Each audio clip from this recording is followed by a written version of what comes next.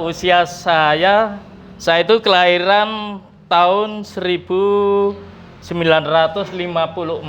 Berarti sekarang sudah menginjak 67 tahun 6 bulan. Ternyata ini teman-teman, Mbah Kong ini memiliki riwayat dulunya diabetes. Betul Dulu sekali. itu gulanya itu mencapai berapa Mbah Kong dulu? Yang paling tinggi dulu kemarin? Paling tinggi 520. 520 teman-teman. Jadi sudah masuk diabetes di usia yang sudah tidak muda, terus kemudian gulanya sampai 500. Sekarang sembuh.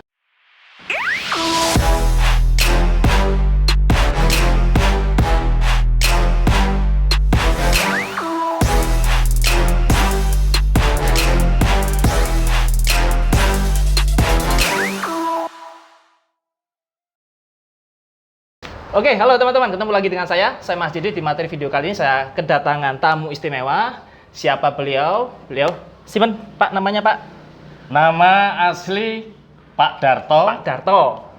Panggilan Mbah Kong. Nah, Ya, ini Mbah Kong Arema. Mbah Kong Arema dari Malang, Jawa Timur. Ini kita ada di Kecamatan Turen, Mbah Kong ya? Betul. Kecamatan Turen, Kabupaten Malang, Jawa Timur. Nah, kenapa Mbah Kong ini spesial? Nah, ini boleh tahu Mbah Kong usianya sekarang berapa? Usia saya itu kelahiran tahun 1954. 54. Tanggal 12 bulan 12. Oke.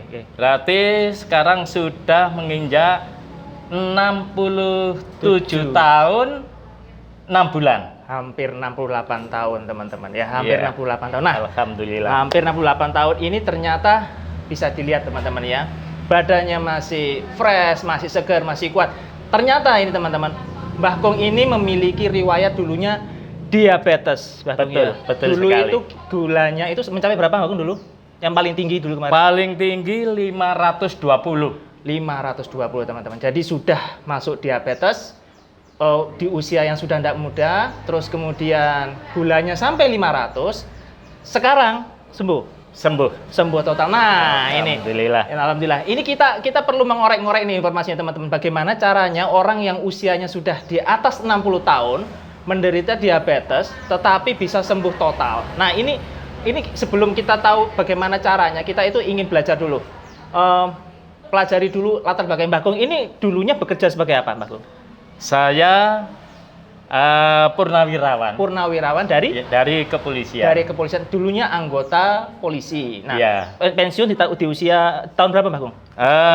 Tahun 2015. Jadi riwayat pekerjaan saya masuk Tamtama Wamil Polri tahun 1977. 77 Tamtama Wamil Polri ya. Iya. Oke, terus saya pernah dinas di Jakarta, Jakarta Utara, terus di Riau juga, terus di Surabaya di Polda,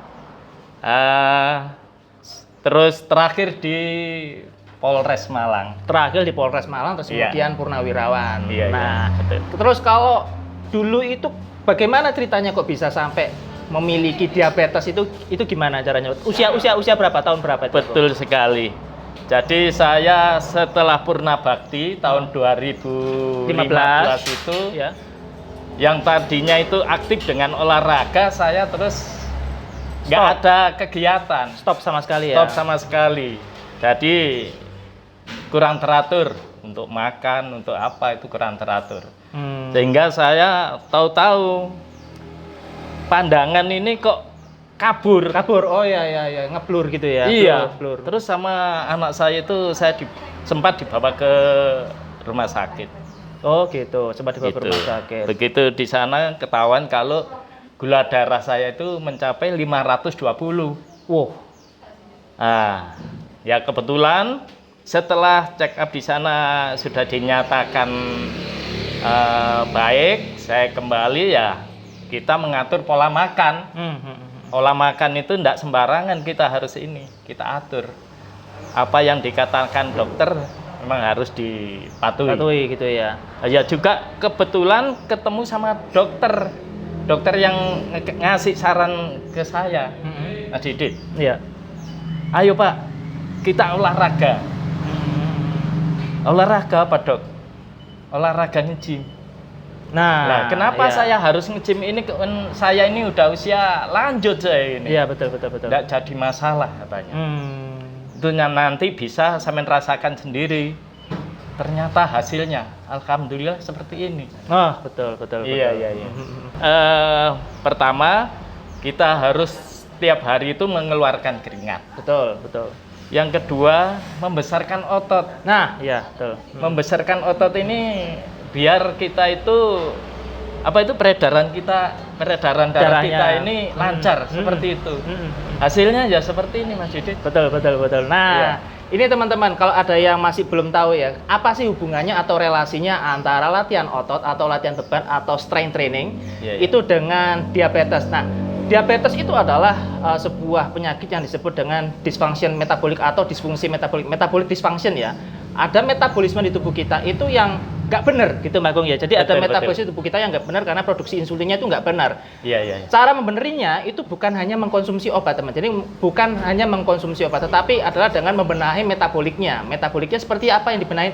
Yaitu meningkatkan BMR atau basal metabolic rate, salah satunya dengan latihan otot. Nah, betul. latihan otot ini, angkat beban ini membantu meningkatkan metabolisme di tubuh kita dan terutama untuk pembakaran gula dan juga pembakaran lemak. Kalau kita itu latihannya yang aerobik seperti jalan kaki, bersepeda, lari, itu membakar gulanya atau membakar lemaknya itu ketika dia latihan plus mungkin sekitar hanya 1 sampai 2 jam saja setelahnya. Tetapi kalau latihan beban atau strength training atau angkat beban itu membakar lemaknya, membakar kalorinya, membakar gulanya hingga 48 jam atau 2 hari setelah latihan angkat beban. Makanya kalau kita latihan angkat beban itu biasanya ada rasa pegel-pegel gitu ya, ada rasa kayaknya jarem gitu ya. Itu namanya EPOC atau excess post exercise oxygen consumption atau kebutuhan oksigennya itu meningkat setelah berolahraga dan itu membakar banyak sekali kalori dan membakar banyak sekali gula.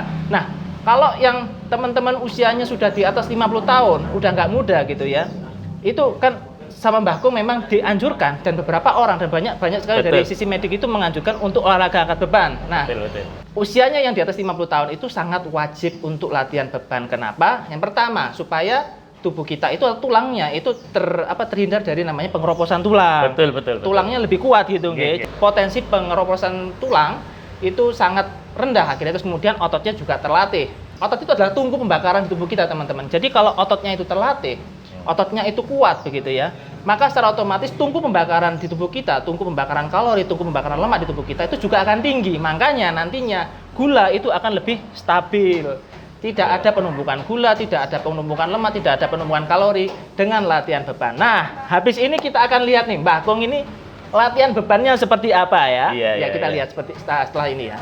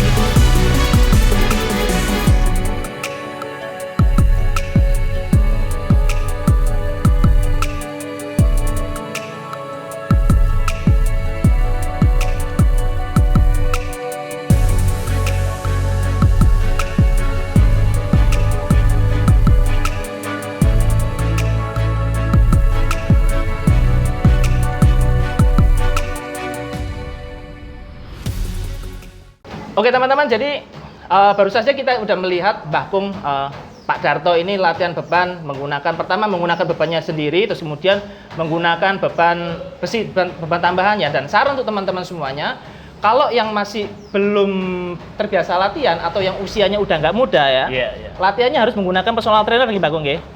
Jangan latihan sendiri, supaya terhindar dari namanya cedera ya supaya Iya, tidak biar terarah. biar terarah, terus kemudian hasil program biar lebih bagus. Nah, Oke. saran untuk Mbak Kung, untuk teman-teman semuanya, terutama yang orangnya tuh katakanlah yang sakit-sakitan gitu Iya. ya, usianya baru 40 tahun udah sakit-sakitan, usianya 50 tahun sakit-sakitan. Nih Mbak Kung ini 68 tahun, hampir 68 tahun. Hampir 68 tahun. Diabetesnya hilang, ya Iya. kan? Apa sarannya Mbak Kung? Apa masukannya untuk teman-teman semuanya yang supaya mereka itu sehat? Gimana, Cak? Iya. Bagi rekan-rekan saya yang sudah usia di atas 50, bahkan 60 pun tidak apa-apa, mari kita giat olahraga. Terutama keluar keringat ya, biar sehat. Besarkan otot, peredaran darah kita biar lancar ya. Contohnya saya waktu purna terus nggak ada kegiatan, itu menumpuk penyakit. Nah, kalau bisa rekan-rekan mari kita giatkan olahraga biar sehat seperti Bagong. Ini. Oke, Pak ya? Oke. Mantap. Mantap. Oke, teman-teman, terima kasih. Oke. Sampai jumpa di Monggo. video berikutnya. Yuk, Oke. salam sehat. Salam sehat.